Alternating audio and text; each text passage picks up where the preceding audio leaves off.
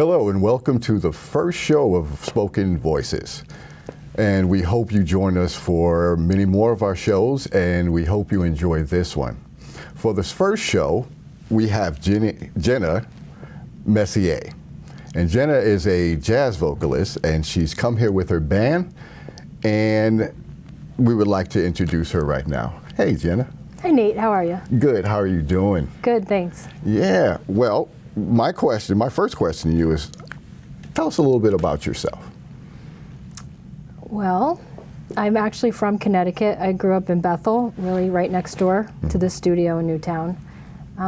Let's see, I had a long life. I was really into farming for a while. I lived on Martha's Vineyard.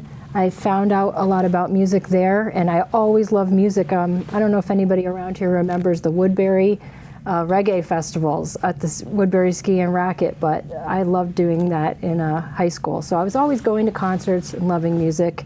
And somehow now I'm a real estate agent, and I'm now starting to sing jazz. Why jazz, though? Because I love it. I mean, I love jazz. It's just so expression, oriented. Exactly. Yeah, I think I'm a romantic at heart, and when I hear the songs, I just really feel them. Right. So I always remember them, and for a long time I've been driving around, as we all do, singing in our car. And I'll just sing these songs over and over, and they hold certain memories, or I just feel them so strongly. So all the music speaks to you, but for some reason the jazz just really speaks to me. At what point in your life did you say, well, I can sing with these people? I mean, I have a voice. I actually, because sometimes we're singing. I think we all know if we can't sing. We know when we're out of key, out of tune or whatever. Right. When did you get to the point where you said, wait a minute, I can do this? That was really quite recently. I tried singing back in the early 2000s because I became a songwriter. I was always a writer, and I wrote a lot of poetry. Okay. But, quite frankly, I just started hearing songs. I don't really know where they came from. And so I was writing them down, and then I would go out and I would try to sing them, but yet, remarkably, they didn't sound like I was hearing them in my head. And that's how I learned that singing is a really hard thing to do. Right. So I would say I worked on that for 5 years, and I would say in the end I felt like, okay, it didn't really work out. I didn't really make it. So I just forgot about it. Like, I'm just going to continue listening to music, participating, enjoying it. But I didn't really think about singing at all until recently. Oh, okay. Did you have anybody that, came and heard your voice and said, maybe your husband or somebody said, wait a minute, that really sounds good? And did that inspire you too to say, well, wait a minute, if this person likes it and that person likes it, maybe I do have what it takes to get up on stage and perform? Well, I got married 4.5 years ago, somewhere around there. And I decided at the last moment, I was like getting ready to leave with the dress and all of this, right? And I took a photocopy of a song, Nice Work If You Can Get It. And I'm like, maybe the band can just play this for me and I can like surprise them and sing the song. And that totally happened, and I pulled it off. Wow. And it was really interesting because we had a funk band, and the keyboard player was really good with jazz as well. And he took the song, he transposed it to my key, and was like, okay, let's do it. So that got me feeling like, hey, like maybe I should do this. This is really fun. See, now that's good. That's good. When did you get together with the band, though? I mean, how did you guys really hook up? Oh, okay. So 6 months ago, I started singing at Stanzial's Jim and, oh gosh, terrible, I'm forgetting their names right now. There was a really nice jazz duo and friends of a friend's. They said, come down and sing a song. So I started coming down and just singing a song here or there, and that got me started like, oh, I think I can really do this. So then I just said, well, what do I do next? This gig is done. Everybody said go to Cafe 9. So it was like a little lead me to this place, to that place, to this place. Then I went to Cafe 9 and I met Steve Clarke, who's on the bass today, and he invited me to another jam. And it just like sort of kept rolling. Right. And I've been able to just really practice. And sometimes, I'm still working on things that are not perfect. And I just decided it feels good, I'm going to keep going. And then I've just met all these great jazz musicians along the way to help me. I know that me and Maribel, we've seen you perform, And I found it to be, I mean, you guys are good. And I found it to be really entertaining, a lot of talent and whatnot. What other venues have you done besides where we saw you? Okay, you saw us at Southco. Well, I was invited to sing at Dr. G's Jazz Brunch in Guilford. He does that twice a month, and I've sang with him a couple of times. And other than that, I'm just really going and like guest appearing, like, oh, can I sing a song? Like just stopping in on other guys' gigs and, hey, can I sing a song tonight with you? And I'm working on it, but I would definitely like to have a gig maybe like once a month at the same place where I can just keep building on it. Right, that was my next question is where do you want to move forward and how far do you want to go with it? And Well, will you make this your thing? I think the limitation is just time. It really takes a lot of time to learn. I get up in the morning at 6:30 in the morning and I'm having my coffee and I've got YouTube. Thank God for YouTube. And I'm practicing all of these songs, listening to them.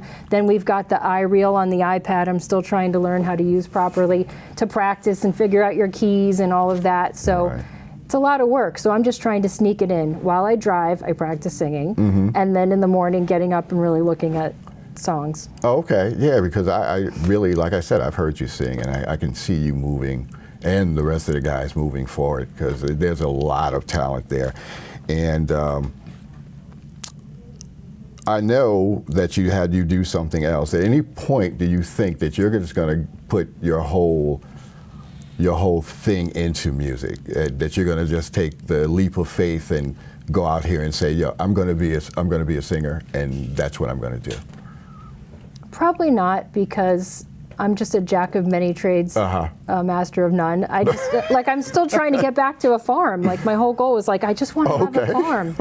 And so, I don't know, I think I'm going to have a jazz farm. I'm going to have a farm where you have this really big, beautiful place where everyone can come and jam and play music, and maybe people come and see it, and then also grow wonderful organic food. So somehow I'll tie it all together, I can hope. Why did I just get a vision of, like, what was the thing back in the 70s? Woodstock. But only with jazz this time as opposed to rock and roll. That'd be cool. Well, you know, jazz people are usually straight on jazz, but maybe we can have some other kinds of music sometimes. Oh, if it's all jazz, I would be there like every time you had, had a show. I mean, constantly and whatnot. So maybe the next time you're on the show, we could talk about farming and what you're doing with that. Okay. You know, so that'd be a good thing. So you want to get together, and I think the audience would probably love to hear your music.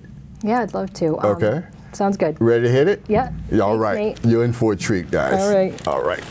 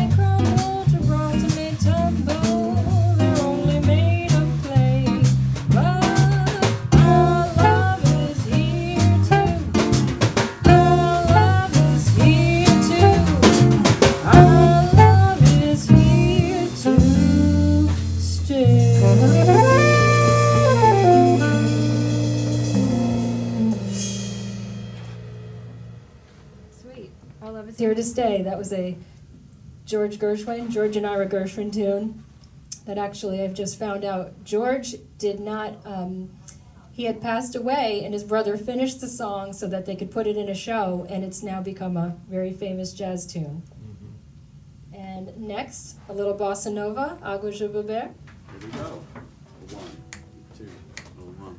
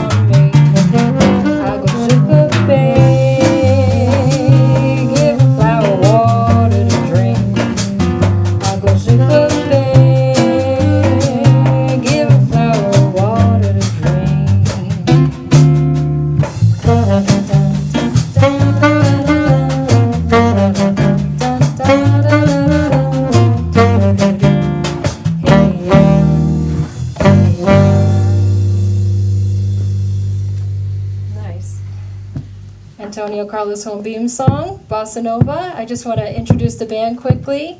Steve Clarke on bass, and Jerry Cambria on drums, Jim Olbrys on guitar, Larry Haddad on sax. Thank you. All right.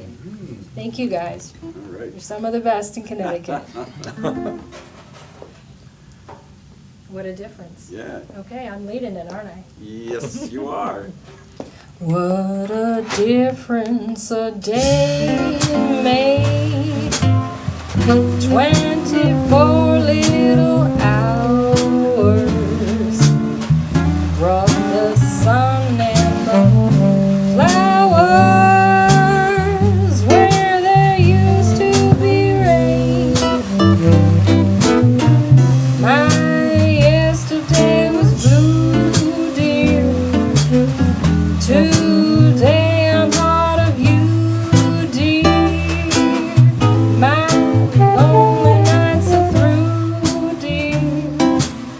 Since you said you were mine. What a difference a day made. There's a rainbow before me. Skies above can be stormy. Since that moment of bliss, that thrilling kiss at 7 when you find romance on your menu. What a difference a day made, and the difference is you.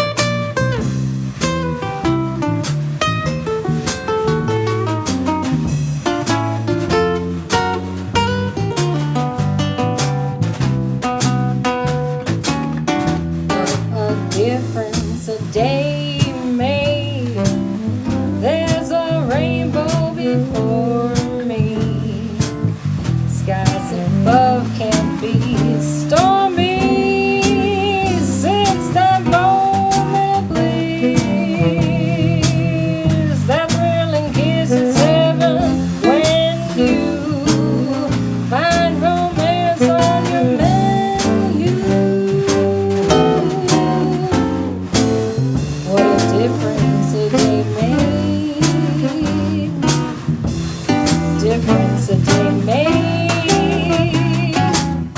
What a difference a day made, and that difference is you.